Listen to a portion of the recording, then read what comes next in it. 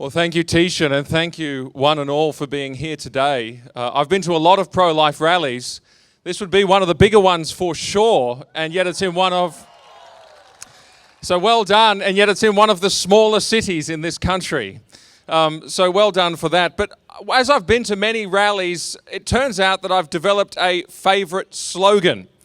And I'm so glad it's on the armbands today, because my favourite pro-life slogan is "Love them both." And it's my favourite because it's true. There is a better way. There is a way to love them both. But also, it's my favourite because it tells us about what we ought to be doing and what we are doing. And I want to affirm something today, and it is that we are here for love. That is why we are here. And I want to understand, what is love? What does that slogan really mean? You know, Jesus defined love. And he defined it with a story, as he so often does. And he used the story of the Good Samaritan. And the Good Samaritan was a man who took a risk. He was a man who spent his own money. He was a man who used up his own time. He was a man who got down on his knees in the dust. And he was a man who followed up, and he was a man who spent from himself, person to person. And we learn from that story that to love is first to act. Without action, love is nothing. We learn that it is secondly to act at cost to ourselves. And we learn that it is thirdly not just to act at cost to ourselves, but in the highest and the true interests of others. That was the Good Samaritan. He acted. It was costly action, and it was in the highest and true interests of somebody else. I want to say this concerning that matter of action. Look around you. This is a movement of people who are taking action. And we do and we must continue to do so. We must speak up. We must rally. We must be politically motivated. We must respond to opportunities to do things. We must appeal to our neighbours. We must volunteer and give to charities, some of whom will be represented here today who are in the pro-life space. And we must, most importantly, be pro-life examples. We must walk the talk. We must live lives that are testimonies to what we believe. That is action, and we must act, and we do act. But concerning the matter of cost, I want to make this point. It will cost to do this. It will cost you time. It will cost you money. It will cost you convenience. It will cost you emotionally to care about these things, believe me. And it will, in some cases, cost you your reputation. And that is why I want to say thank you especially to the politicians who are here today, because they do it at cost.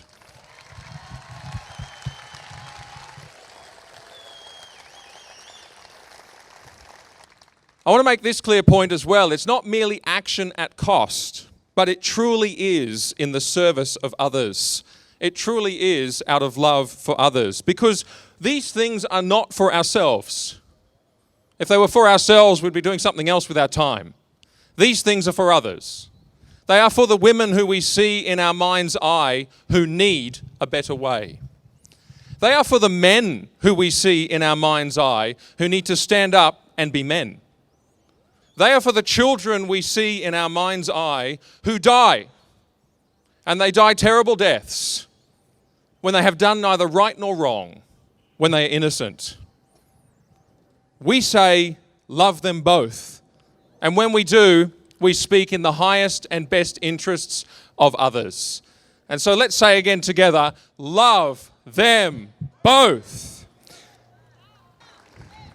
We've got a very excited group down here.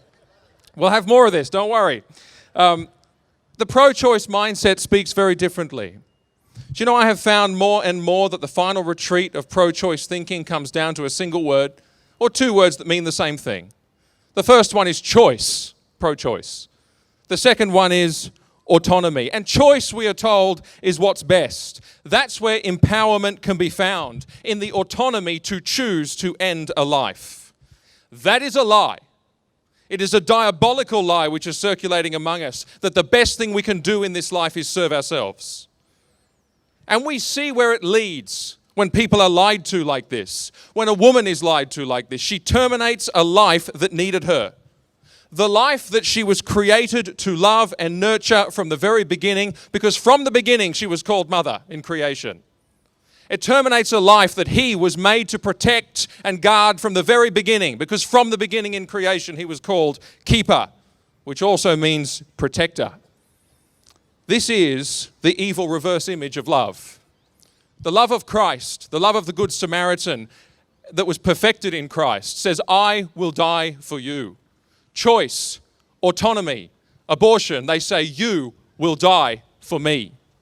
That word autonomy is a wicked lie. It kills, it destroys, and it immiserates. Because we are not autonomous anyway. It's a lie, it's not true. Our very breath is in the hand of God.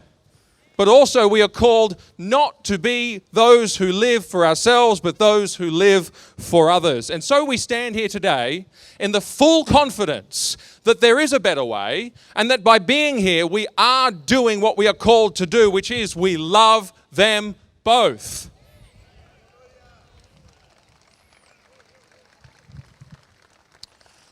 You know, the cost of autonomy, that lie, is almost unthinkable. I sat down recently and had dinner with a federal politician, and they showed me some research that was commissioned by the Parliamentary Library. And the question they asked the library was, how many children are born alive and left to die as a result of failed abortion in the nation of Australia? Only some states keep that data. And yet over the last 10 years, I was staggered to find that there are hundreds and hundreds of known cases of that very thing taking place. And we know that when abortion to birth is legislated, that practice only increases. And they can dress that up in buzzwords like healthcare and autonomy all they like, but it doesn't make it right. It is wrong, it is wicked, it is death.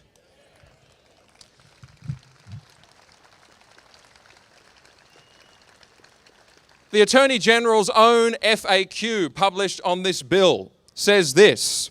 It says that in a late-term abortion, the baby may be induced, in which case, and I quote, it is wrapped in a blanket and the mother is given the opportunity to hold the baby as it dies. That is in the FAQ published by the AG's department in this state on this bill. And in many cases, let me tell you, that baby is not held. It dies alone.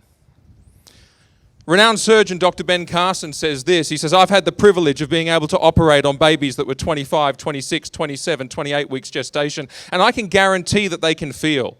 They can react. You have to give them anesthesia if you're going to cut them, believe me. But they can also respond to comfort and to warmth. And for somebody to say that that's a meaningless bunch of cells, honestly, it's just totally ignorant. These are lives. And before they reached that level, at 4 weeks, the heart was beating. Do you know, it's worth remembering that abortion stops a beating heart. This law is a law that will enable people to stop a beating heart. Now you tell me whether or not that's the ending of life. Of course it is. We know it in our very soul that it is. This child has its own DNA, its own blood type. It's not its mother, it is living within its mother. Do you know, others will tell their stories, but I want to just quote one. Laurie. I read this online. She says, I'll wake up in the middle of the night. This is post-abortion grief. I'll wake up in the middle of the night thinking I hear a baby crying. I simply miss my baby. I constantly wake up wanting to nurse my child, wanting to hold my child. And that's something the doctor never told me I would experience. And I read that and I thought, of course she does. What did I say before? From the very beginning in creation, what was she called? Mother. It's what she's made, one of the things she's made to do. The pain that this lie brings about, the cost of this, is unthinkable. And again, I say, we are confident today when we stand here that we are here to love them both. And how much, before we clap, how much of a smaller cost is this than the cost of that lie being allowed to continue? And so we love them both.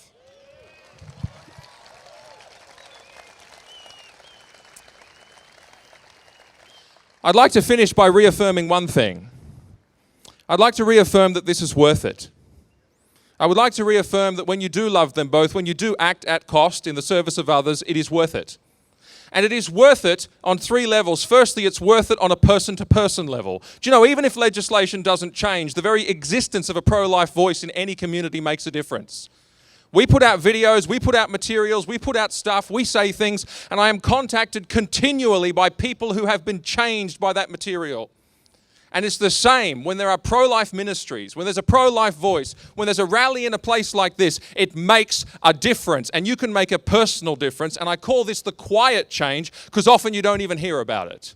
So never lose hope that God doesn't use the voice of truth in any community, even if it doesn't change legislation, to change people and save lives. He does.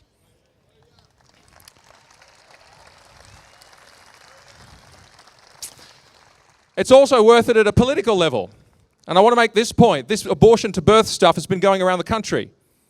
Victoria, I think, was first. And that happened, and it happened with the government ramming it through. Then Queensland took place, and Queensland had some trouble. They had to do 2 bills, and there was a little bit of problems and trouble and all this kind of thing, and people pushing back, and they got it through. And then New South Wales happened. And what happened in New South Wales nearly broke the parliament and nearly broke the government apart.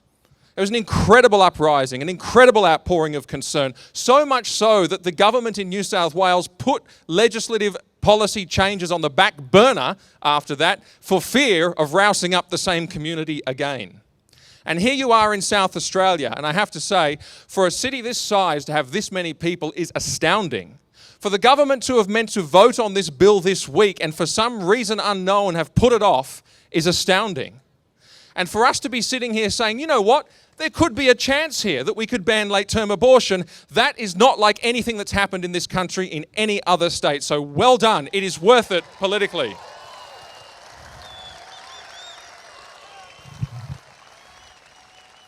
But let me close on this quote. And I quoted this last year, and this is so important for us to raise our eyes and get the big picture. It's not just worth it personally. It's not just worth it politically. It is worth it eternally.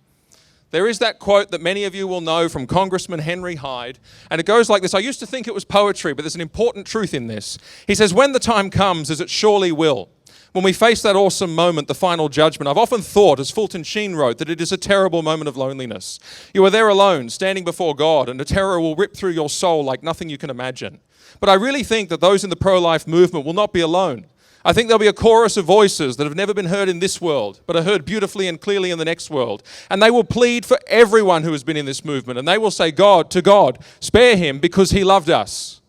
And here's the thing, again, it is to love that we are here. It is for love of them both, the children we see in our mind's eye, the women we see in our mind's eye, and yes, even the men we see in our mind's eye. It is to do the right thing. And Jesus spoke in Luke's gospel of using our earthly possessions and wealth and material things to, and I quote, make friends who will receive you into eternal dwellings. And that is what we do here today. We have friends. And I believe many of us who know Jesus will be there to see them one day. And I want to say to you, it is worth it eternally to do this. So let us love them both. Thank you.